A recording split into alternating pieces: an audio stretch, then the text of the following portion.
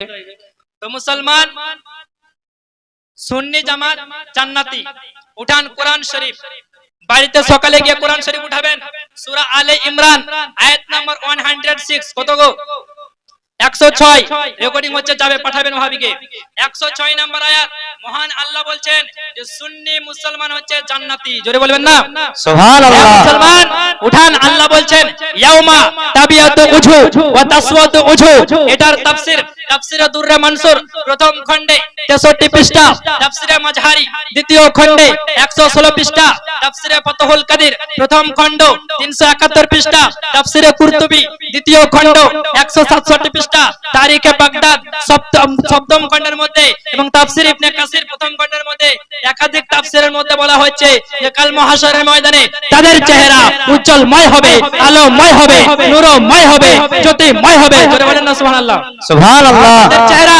হ্যাঁ ইয়াউমা তাবিয়াতু উজু আহলু সুন্নাত যারা সুন্নি হবে আহলু সুন্নাত ওয়াল জামাতের চেহারা কিয়ামতের ময়দানে উজ্জ্বলময় হবে আলোময় হবে নূরময় হবে জ্যোতিময় হবে অতুলনীয় তুলনাহীন বেমিসাল চেহারা হবে আর কিছু মানুষের চেহারা যারা সুন্নি থেকে বেরিয়ে যত নতুন 72 দলে চলে যাবে তাদের চেহারা কৃষ্ণ কয় নিকৃষ্ট কালো কয়লা হবে এর অর্থ হলো এরা জাহান্নামী আর সুন্নিদের চেহারা দিয়ে নূর বের হবে আলো বের হবে জ্যোতি বের হবে এই কারণে কারণ সুন্নি মুসলমান হচ্ছে জান্নাতি বলো সুবহানাল্লাহ নারে তাকবীর আল্লাহু আকবার নারে রিসালাত ইয়া রাসূলুল্লাহ মাসলাকে আলা হযরত জশ্ন ঈদ মিলাদুন নবী 12 রবিউল আউয়াল শরীফ বক্তা শামীম রেজা দলিলি নারে তাকবীর নারে রিসালাত 12 রবিউল আউয়াল বলুন জিন্দাবাদ তো ব্রাদারান ইসলাম তো বোঝা গেল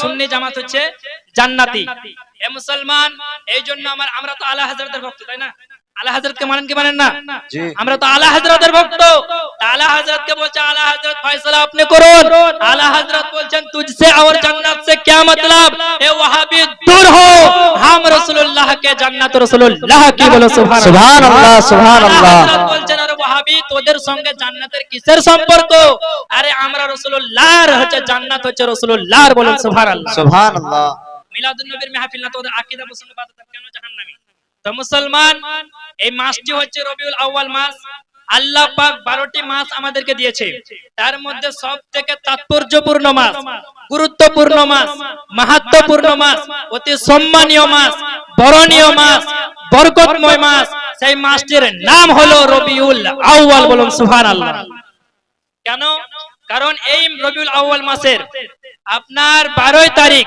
570 অথবা 571 খ্রিস্টাব্দে 20 এপ্রিল অথবা 22 এপ্রিল হাশমি কুরাইশি হেজাজি বংশে মক্কাতুল মুকাররমার সরজমিনে হযরত আব্দুল্লাহ রাদিয়াল্লাহু তাআলা আনহুর গৃহে মা আমেনা রাদিয়াল্লাহু তাআলা আনহার কোলে আমাদের মহানবীর আগমন বলুন সুবহানাল্লাহ সুবহানাল্লাহ মহানবীর আগমন তো নবী যখন দুনিয়াতে আগমন করেন সকলে খুশি পালন করেছিল বলুন সুবহানাল্লাহ ইমাম ইবনে কাসির রাহমাতুল্লাহ আলাইহি আল বিদায়া ওয়ান নিহায়ার মধ্যে উল্লেখ করেছেন ইমাম জালালউদ্দিন সুয়ুতী রাহমাতুল্লাহ আলাইহি কাসাইসে কুবরার মধ্যে উল্লেখ করেছেন ইমাম হালবি রাহমাতুল্লাহ আলাইহি সিরাতে হালবিয়ার মধ্যে উল্লেখ করেছেন যে সমুদ্রের এক কিনারার মাছ অপর কিনারার মাছকে সুসংবাদ দিচ্ছে যে আজকে আমাদের দো জাহানের বাদশা মুহাম্মদ রাসূলুল্লাহ চলে এসেছে আরেকটু জোরে হে মুসলমান কাকর এক কাকর অপর কাকরকে সুসংবাদ দিচ্ছে আজকে আমাদের নবী চলে এসেছে হে মুসলমান আপনাদেরকে বলতে চাই ইমাম হযরত শাহ আব্দুল হক মুহাদ্দিস দেহলভী মাদারিজুন নবুওয়াত কিতাবের মধ্যে লিখতেছেন যেই দিন নবী আমার দুনিয়ার বুকে আসেন আল্লাহ পাক আসমানের ফেরেশতারা আপনার মিছিল আকারে জমিনের দিকে আসতেছিল সেই সময় গাছপালা মা আমেনার বাড়ির দিকে ঝুঁকে গিয়েছিল আল্লাহ পাক আল্লাহ তারকাগুলো মিটমিট করে ঝুঁকতে ঝুঁকতে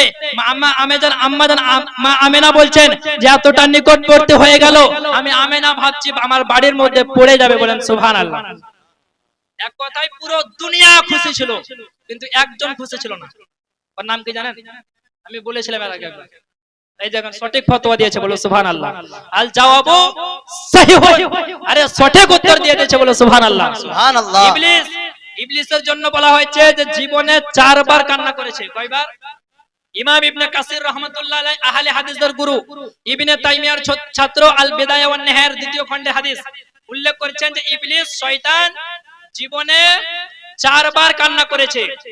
তার মধ্যে একবার হলো যখন তাকে অভিশপ্ত করা হলো তখন শয়তান কান্না করেছিল। 2 নম্বরে শয়তান কান্না করেছিল যখন তাকে দুনিয়ার বুকে আগব প্রেরণ করা হলো তখন শয়তান কান্না করেছিল। 3 নম্বরে শয়তান কান্না করেছিল যখন আল্লাহ রাব্বুল আলামিন সূরা ফাতিহাকে অবতীর্ণ করেন তখন শয়তান কান্না করেছিল। 4 নম্বরে শয়তান কান্না করেছিল, টুকরে টুকরে কান্না করেছিল, হাঁকড়ে হাঁকড়ে কান্না করেছিল, শয়তানের চোখ ফুলে গেছিল, শয়তানের নাক ফুলে গেছিল, শয়তান বিকট আওয়াজে কাঁদতেছিল। সেই মহিনাটা হলো 12 রবিউল আউয়াল। বুঝতে পারলেন? 12 রবিউল আউয়ালে কান্না করতেছিলেন। এই জন্য আমার আলা হযরত বলছেন নিসারে তেরি চহল পহল পর হাজারো ঈদে রবিউল আউয়াল সিওয়ায়ে ইবলিস কে জাহাं में सभी तो खुशियां मना रहे हैं। সুবহানাল্লাহ সুবহানাল্লাহ। মুসলমান ইবলিস কান্না করতেছিল।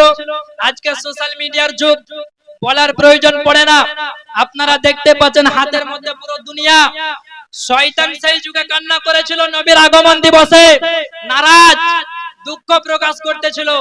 আজ বর্তমান সমাজে দেখতে চাই ইবলিসকে দেখতে পায় না, কিন্তু ইবলিসের ছাত্র দেখতে পাওয়া যায় কি যায় না? কথা বলেন না গো। ছাত্র দেখতে পাওয়া যায় কি যায় না? হে মুসলমান, নবীর আগমনে আপনার যে বিদআত, মিলাদুন নবীর জলসা করা বিদআত, ইবলিস কান্না করেছিল। কি বলছে বিদআত? ইবলিস কান্না করেছিল। কি বলছে জুলুস হারাম? ইবলিস কান্না করেছিল। কি বলছে ঝান্ডা লাগানো হারাম? তো ওর সঙ্গে ইবলিসের সম্পর্ক নাই? হ্যাঁ, এই একই হচ্ছে না? শিক্ষিত মানুষ কথা বলে, সমস্ত মানুষ খুশি, ইবলিস কান্না করছে। ইবলিস বলছে আমার পথে ব্যাঘাত ঘটে গেল, যে নবীর দামানকে ধরবে তাকে গুমরা করতে পারবো না। তো ইবলিস কান্না করছে যে আমার কি হবে, মানুষকে গুমরা কি করে করব। ইবলিস বিকট আওয়াজে কান্না করতেছে। আজকে একাত মোল্লা বলছে জুলুস করা হারাম, নবীর আগমন দিবস পালন করা হারাম। তো মুসলমান ইবলিসের সঙ্গে সম্পর্ক আছে লয়? আরে এই হচ্ছে ইবলিসের দালাল মুসলমান, এরা হচ্ছে ইবলিসের চালহা। তো মুসলমান এরা হচ্ছে ইবলিসের চালহা। তো জেনে নেবেন, যে মৌলবি বলবে রবিউল আউয়াল মাস আসলে যে মিলাদুন নবী বেদাত, ঝান্ডা বেদাত, তো জেনে নেবেন যে এই বেটা হলো ইবলিসের বড় ভাই বা ইবলিসের ভাইরা ভাই। তার জন্য ইবলিসের সুন্নাত পালন করার জন্য বলছে বিদআত। এবার আপনাদের সম্মুখে আমি সুর নয়, বিনা সুরে শুধু আপনাকে দলিল দিয়ে প্রমাণ করে দিচ্ছে মিলাদুন নবী জায়েজ। একটু ধ্যান দিয়ে শুনেন বাবজি। হ্যাঁ, আমার পূর্বে ইমাম সাহেব হাদিস পড়লেন, ইনশাআল্লাহ হাদিসে হাওয়ালা করে দিয়ে দিচ্ছে, শুনেন। এই হাদিসটি লিপিবদ্ধ আছে। আপনার কিছু লামাযহাবি প্রশ্ন করে যে মিলাদুন নবী পালন করছো, যেমন ব্রাদার রাহুল বলছে যে ইমাম আযম আবু হানিফা কি করেছে, ইমাম শাফি কি করেছে, ইমাম মালিক কি করেছে, ইমাম আহমদ ইবনে হাম্বল কি করেছে, আবু বকর সিদ্দিক করেছে, সমস্ত সাহাবা উপস্থিত ছিলেন। এরকম একটা দলিল দাও। ওয়াহাবি বলে কি